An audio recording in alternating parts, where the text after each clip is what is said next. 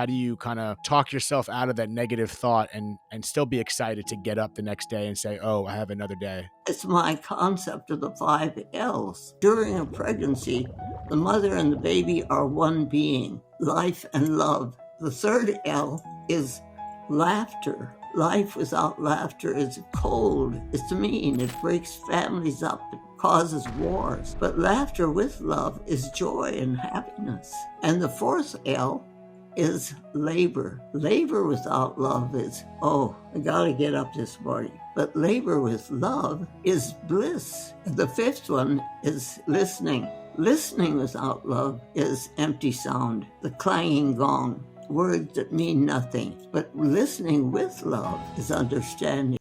If you live this long, and you can expect so many different experiences, and so that's happened through the years. But when you're talking about people ready to move into the next realm, it's interesting, like the story of my sister. She was 98, and she got the flu, and she just didn't get over it. And then finally she came to the point where hospice had been working with her. Her youngest 2 children were sitting with her, and she began singing hymns and Indian bhajans. And every so often she'd stop and she'd say, oh, Aya is here. And then she'd go back to singing again. And in my mind, my picture that I have is of her with my Aya, who was a lady that really was like our second mother. And she taught us how to drum with the Hindustani drum, So I can see Margaret and Aya drumming as they walk into heaven, singing these hymns. And to me, that's a beautiful picture that's so real that if I was a good artist, I would paint it. I mean, it's that real on this dimension for me. So I'm quite sure she and Aya were experiencing it on the other dimension as they moved through the veil, whatever that is. And so experiences like that energize the connection that I feel with my friends and family on the other side. That's amazing. I mean, especially I've had a lot of hospice nurses on the podcast. I've had discussions similar to this, and that seems to be a very common occurrence. And Yes. And a lot of people don't know that, specifically towards the end of your life, having those occurrences. And I've heard it from so many different backgrounds of people that, regardless of religious beliefs, it seems to have had these experiences. So how long ago was this story you're telling me? Oh, I don't know. Time for me, decades, big telescope, so I don't know, but it was a while ago. But then, there was a night when my husband appeared in my dream, so real that we held hands and walked up the road that we used to walk when we took our evening walks. And I walked right all the way up 56th Street and across Camelback and down, 54th Street, down 56th Street. It was so real an experience that nobody can tell me that we weren't walking that path together, holding hands the way we did when we would walk in the evening. So that kind of experiences that for me and for many of the people that I know are real and can,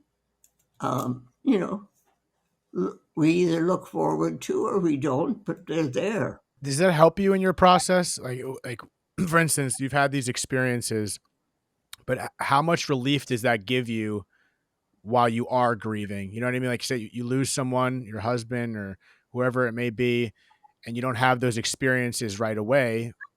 But how does that help your grief experience in getting through the loss of someone? Well, it reinforces the reality of what you lived on this realm.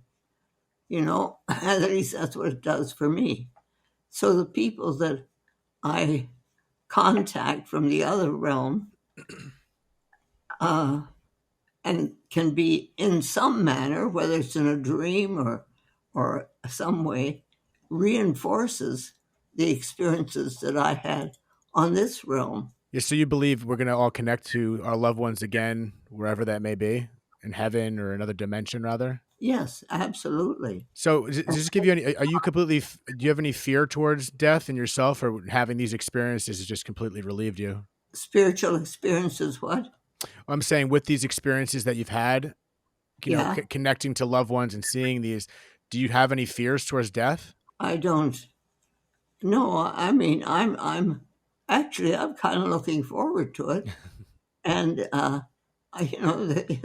so when the time is ready, and I'm ready right now. If uh, this would be the time, I would be ready. I've heard you talk specifically about you being ready and then continuing such a long life. Uh, what is your opinion on purpose? Because I know you discuss purpose, and I feel like purpose is such a driving force to keeping people going and at any age, and just keeping people motivated and feeling some sort of vitality in life. I feel like for me personally, I not so much anymore. I used to put a lot of weight on that and think about what my purpose is, and does it have to be this grandioso thing? So you've seemed to have led a very long life of purpose in many ways, but what is your perspective on the importance of finding purpose, and how does someone actually understand what their purpose is? Well, the difference between what I'm experiencing now and what a sister-in-law of mine is experiences when she calls me and says to me, "Oh, I wake up and I think not another day."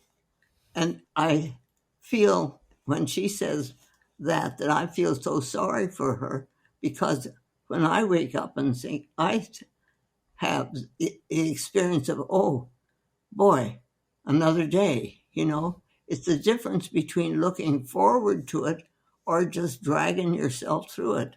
And I don't choose to drive myself or drag myself through the rest of the days that I have, that I'm going to spend here. I prefer to have something to look forward to, like being on uh, this kind of a program where we have all the kind of experience of trying to get it working and not getting it working, all that kind of stuff, make it real. That the same thing happens from the other side. I Mm. mean, if we have this kind of a time when we really can connect. I mean, I can see you. I can see you nodding your head and all of that. We're really connecting. But then, we when we started, we didn't really connect. It took time. So whatever it is that's going on, we're connected, and what needs to be happens. Oh man, yeah, and it's that connection, right? It's that, especially with the connections that we have with people. It doesn't always have to be. I don't, like I have connections with people every day, and I might never see the person again. But I think that idea that you're saying of connectivity, it brings us all together, even if it's for a moment in time. And I love that perspective. And speaking of perspective, I know you've spoke about that often as well, but you just kind of alluded to that. You had that perspective and that choice to wake up every day and say, "Oh, another day," in a more positive aspect. So, with someone like you that has such a medical background for your entire life, from my understanding, how important comparatively to the physicality of our body, the nutrition, the health aspect, how would you compare the importance of the perspective compared to that? I don't really know how I would explain it, except for me. I think it's important to understand that as we're living through this, we each person, understand what it is that we're doing. If we don't, at least be comfortable or be aware or comfortable with it, so that if it's happening, it's happening, and we accept it and say, "Oh, okay, it's another new day." I believe in that perspective, and that's something that I feel like I've learned through, and I still have a lot to learn. I feel like sometimes I know absolutely nothing, but from some early experiences in my life, I had that thought about handling it that way. But sometimes your body, your emotion just takes over in certain situations where you're, again, on topic. If you're grieving the loss of a loved one, and say someone doesn't have the same beliefs as you or have had these experiences, what would your be opinion on getting through these things in life with that perspective? How do you kind of talk yourself out of that negative thought and still be excited to get up the next day and say, oh, I have another day? Well, I think that it's what we're looking for. If we're looking for hope and love and experiences that make us feel like our life is good and so what we're looking for, we'll find it. But if we're not looking for it, we'll feel the drudgery. We'll feel Mm. it's my concept of the 5 L's. I've talked about this, that the first 2 L's are like a pregnancy.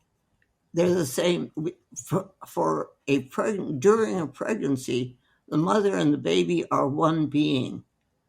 Life and love uh, work on this dimension as one being. It's life and love have to work and move together. They're important. They're like we are. When I'm pregnant with a baby, what I eat, the baby eats. What I think, the baby thinks. But when the comes time for the baby to claim its own its own life force, and it takes its first breath, it becomes a separate entity, and that's a life. So it claims its own life. We name the baby when the baby's born. Baby gets its first breath, we name it, and the baby becomes who it becomes, and it lives its life. So the second L is life. The third L is laughter. For me, life without laughter is very uh, it's cold, it's mean, it breaks families up, it causes wars. But laughter with love is joy and happiness. And the fourth L is labor. Labor without love is, oh, I gotta get up this morning. There are too many diapers. Just you drag yourself off to work. But labor with love is bliss. It's why you're doing what you're doing. It's why I'm doing what I'm doing. It's what makes our souls sing. It's what makes us really know that this is important things to do. So it's not labor. It's not it. It's laughter, not drudgery. It's it's bliss. The fifth one is listening. Listening without love is empty sound, the clanging gong, the words that mean nothing. But listening with love is understanding. So for me, these 5 L's give some structure to the life that I'm living. And so I continue to work with these 5, and I hope that other people find them helpful because they're so simple and we all have them and we all experience them. Mhm. That's the crazy part is that how simple it is, and I've always tried to dumb down life, I feel like with all the stuff we have going on around us, these distractions, this, that, the other, it seems there's just so many moving parts. But when you kind of just take a step back and you think about the 5 L's that you just told me, it's like you said, it's accessible to all of us. It's all within us in many ways. I feel like everything we have to do is within us. And I find it so interesting with someone like you that has such a medicinal background. Your 5 keys, if you will, of life didn't even mention, hey, make sure you eat your broccoli. It was kind of like it was more about love, life, laughter, labor, and listening. It's just it's Right. that's what's so fascinating to me, and I feel like does that correlate. Am I understanding how that correlates when you've said about the physician in each of us? Because I maybe I kind of interpreted that in my own way too much, but it to me it does relate to everything you just said, because everything you said has to do with our choice, our actions, and the way we live our life. And it doesn't Right. have to do with medicine per se, but is that what you mean by the physician in each of us to find healing? That's right. That's right. It's I have stories to tell about this. Tell me all When of my, them. when my eldest son came through Phoenix, and he was uh, trained as an orthopedic surgeon, and he was just ready to start his practice in Del Rio, Texas. He said to me, "Mom, I'm scared. I'm going into the world and I'm going to have people's lives in my hands. I don't know if I can handle that." And I said to him, "Well, Carl, if you think you're the one that does the healing, you have a right to be scared. But your job is to do orthopedic surgeries. That's what you've been trained to do. If I have a broken bone, I don't want a butcher to help fix that bone. I want a good orthopedic surgeon who knows what he's doing to do it. You're trained to do this. But the actual healing part of the process is the physician within that person. Because within that person, that physician within takes in what you're saying and makes it happen for the person." That makes sense. And I think that does that to me that correlates with us having way more power than we think. I wonder how many people leave everything externally, you know what I mean? And the words that people say to us and the things that we see and choose to allow that to dictate their life. So even just beyond the physician aspect, how much is that? I know we already discussed it a little bit, but is that majority mental? Is it majority the way we speak to ourselves and how we respond more than it is, nutritionally and taking medicine, et cetera, et cetera? Does that make sense? It's how we understand things. You know, why we're doing it, how we understand. It's like another story. I have a friend, just a really good friend. He's a um, psychiatrist, and he was telling me a while back that he works with the training of the physicians here in Arizona, the medical school, and he had a day when he had an appointment with one of his residents to go see a patient in the hospital. So he went up to the room where the patient was, and the resident was standing outside the door waiting with the chart in her hand. And she said, he said, "Well, let's go in." And she said, "Oh, we don't need to." And he said, "Now, wait a minute. What do you mean we don't need to?" She says, "He has dementia. He don't know anything we say."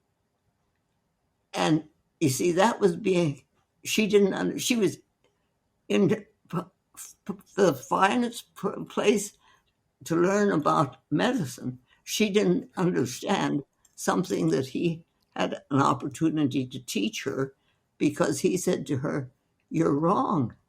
He said, there are two real people in there. There's a man who has dementia and his wife. Now, he's going to hear what we say, and she's going to hear what we say. He may not be able to repeat what it is that we're saying, but she will, Mm. and she will take in what we say, and she will, with love, represent it to him. So the 5L of listening and understanding tips in here, because she will take the resident did not understand that it was her job to present the material and then let the people within that room take it the way they could and do with it what they could in order to make it what it's real. In other words, to understand it. And and doesn't that come with, she had to learn that lesson, right? Like Yeah. she didn't see that at that moment, and I think that comes back to, again, this is all, don't mind me. I'm digesting everything you're telling me, that I'm letting it register as it comes, because it's a lot of good stuff in here. No, When it that's when great. when it comes to like the understanding aspect, I think at the same time, some people could look at that woman and be like, oh, like, why did she do that? And she didn't give them the benefit of the doubt to step into that room, et cetera, et cetera. But now she had that lesson, and now Yeah. next time she's more prepared. And I think that is just the correlation of life, because I believe, and again, what I believe is whatever, but I believe we're here just to learn. I believe we're here to experience. But you've been on this world a lot longer than I have, so I feel like you might know a couple things more than me.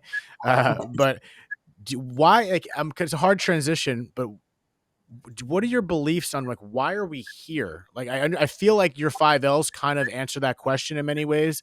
But what the heck are we doing here? Like, why are we going through these life experiences to connect with our loved ones on the other side, on what you've expressed to me? Like, have you found any real purpose as humans as to what you believe we're doing here? Yes, it's life. The purpose is life and love. And, you know, it's the purpose of being who we are, claiming ourselves to be the being. When we take that first breath and are named and become the person are, we are claiming what it is and who it is that we're on this earth to be this lifetime. So it's, in other words, we're claiming our life with the having the name that, and all of them taking that first breath. And I swear, when I was working with birthing baby, helping mothers birth babies, that when that baby took that first breath, I heard the angels sing. I mean, to me, it was that kind of a experience.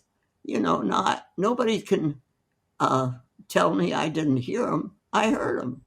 So I heard, and it's that kind of an experience that as a baby comes in, whoo, we've done it, and here we go. It's um, it's what you're looking for.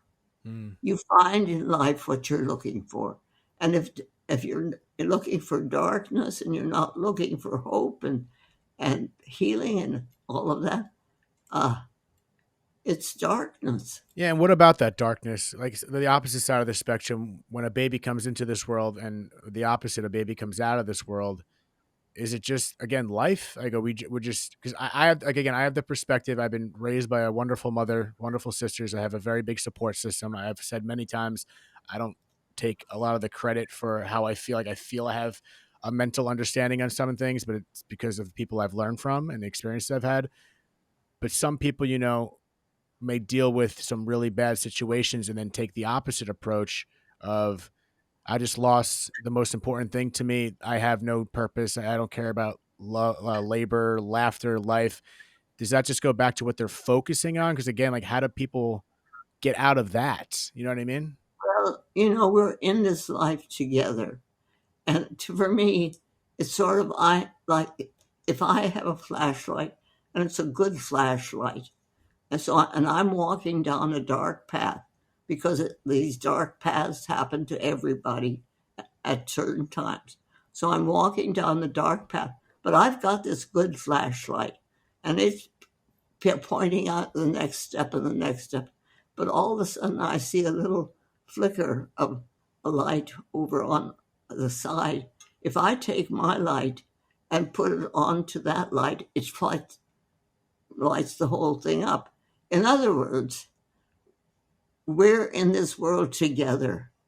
And if we're looking to share our light with other people, which is what you have done, it makes their light shine. We're not, our lights blend and we make more light in the world.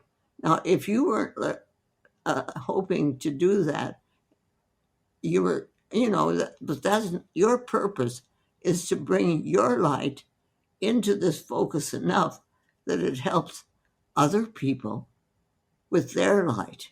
We're all into this together,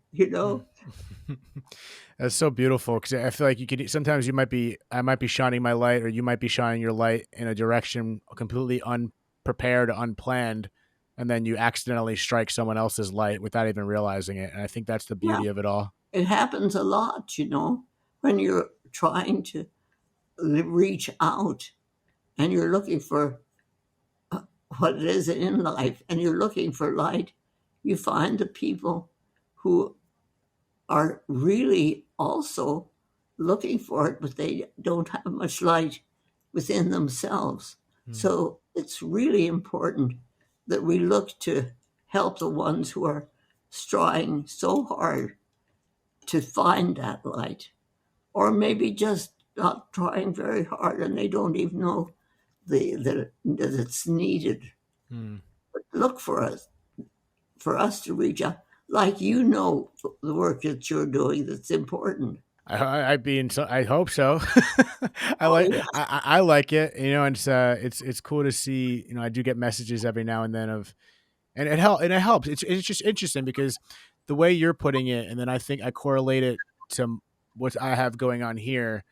I get these messages of people, thanking me. And again, it's not just me. It's my podcast is nothing without speaking to someone like you. It's not. It's I talk to people, but nevertheless, I get these messages saying, "Oh, thank you for this, thank you for that. It's really helped me on my process." And then it's like, okay, my light or this light might be shining on theirs to help them, but then right. their light is helping me, because I have those days where I'm doing this work and I'm still working hard on this podcast to get it to where I really want it to be. But then, like, their light is therefore reflecting back. My light is reflecting off their light, and all of a sudden the whole room's lit up. And I didn't even try to make that happen, because now their light's helping me. So it's like, even though my light helped them, the reflection of my light helped me based on their light. I'm saying light way too many times right now, but I think you know what I'm talking about. Absolutely. It's what happened when we started this program. Yeah. It took a long time. Well, not a long time, but it took time to persist Yeah. and continue so that we could get this done. Yeah, I'm happy we did. For context, anyone listening, I may say it in the intro, but this is we tried 3 times, I think, because some technical difficulties, and here we are. So if you learn anything in this episode, at least learn the law of persistence, because here we are. But so I don't want to take up too much of your time. I know, I appreciate you spending this much time already. But if I were to revert back to the more the the medicine background that you have, is there anything that you focused on specifically nutritionally? Is there anything that you've taken through your years of medicine about how to take care of our bodies? Perhaps if some people want to live as long as a life, if you have. Well, it's important to keep your body healthy, and that process is has to be personal because, and if I have had patients who, when we've talked about diet and all kinds of things. If they sit at a place of food that they don't like, and they say, "Oh, I'll eat this because it's good for me, but I don't like it," it's not going to be good for them. It's uh, if they look at it and say, "Oh, look at that good food. Hmm, huh, huh. Oh, it's good for me," and then they take it in, not thinking that it's bad for them when they take it in, but thinking that it's good for them, and then eat it with the attitude that this food is good for me.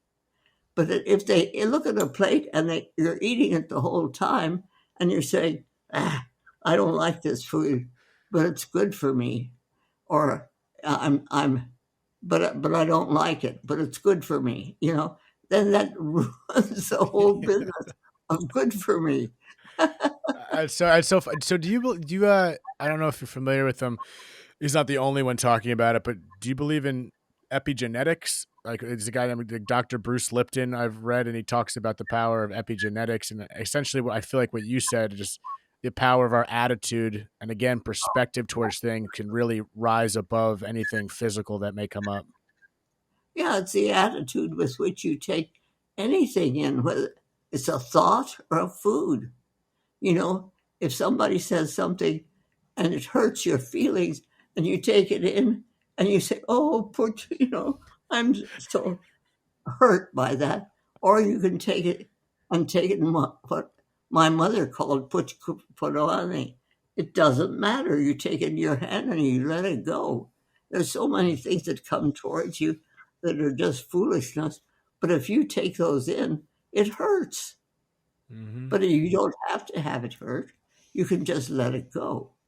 And it's being aware of this amazing gift that we human beings have, which is choice. That's it. We have choice.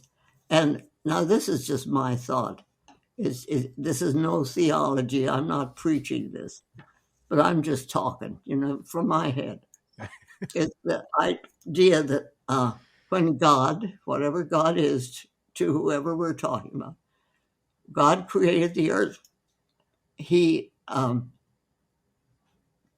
The last thing he did was, well, I don't know the last thing, but uh, he created, after creating the whole universe and it's perfect, he created the human being, and he got us together, and he said to us, he, she, whoever, said to us, now this perfect earth and universe that has been created is exactly the way it needs to be. It's perfect.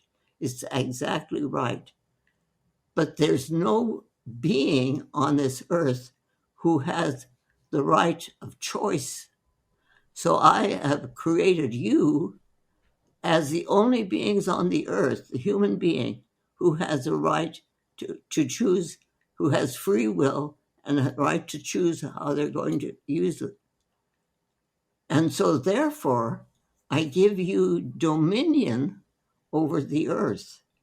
And we, in our arrogance, thought he said dominance. So we said, oh boy, that's ours. And we took it in, and look at what we've done with it.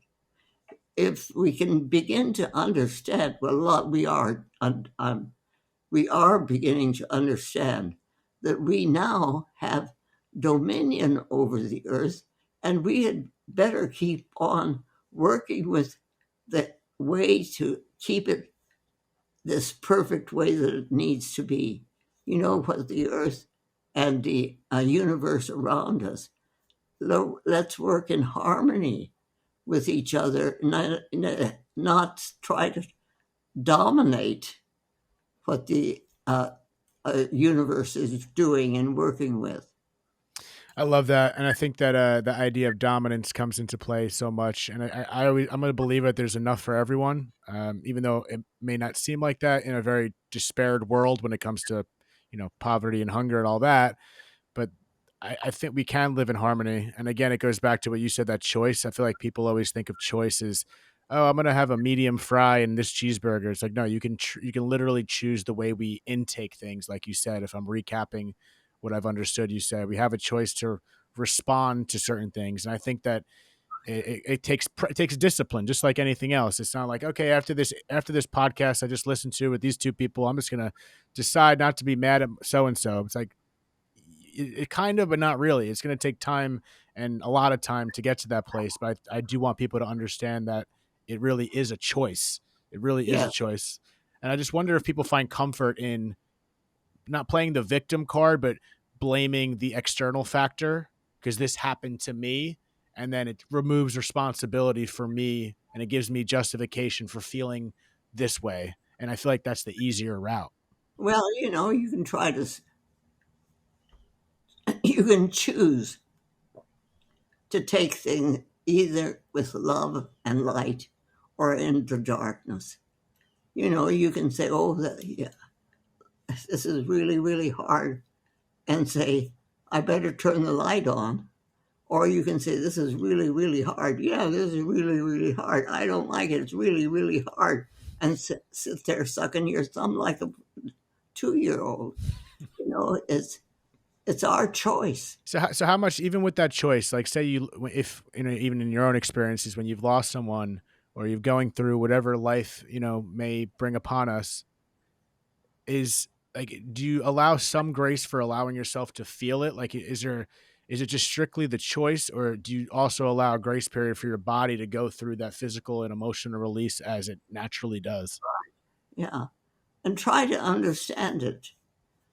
Try to, figure out what am I going to take this in as really injuring me, or am I going to take it in as, oh, now this is a lesson I need to learn.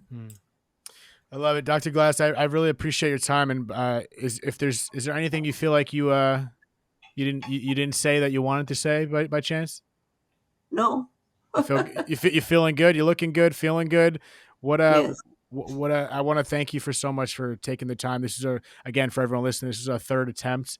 I would like to thank John in the background for being our technical engineer as well. And Yes. I know you don't know me, but it's, again, no matter who I talk to, I'm very grateful to sit across from them. And I just want to thank you again. It's an honor to speak with you. You have so much knowledge.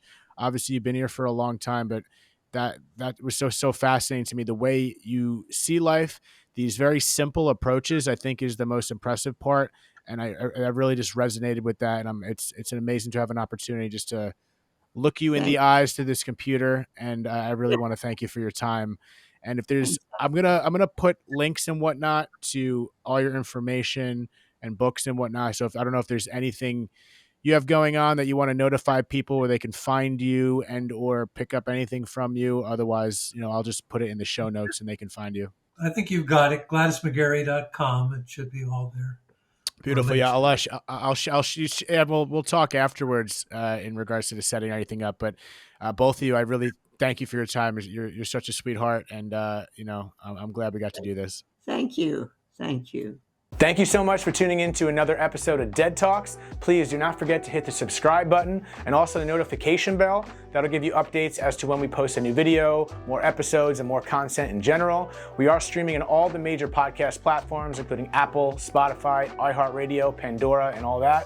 And also find us on Instagram at Dead Talks Podcast or www.deadtalks.net. Thank you so much.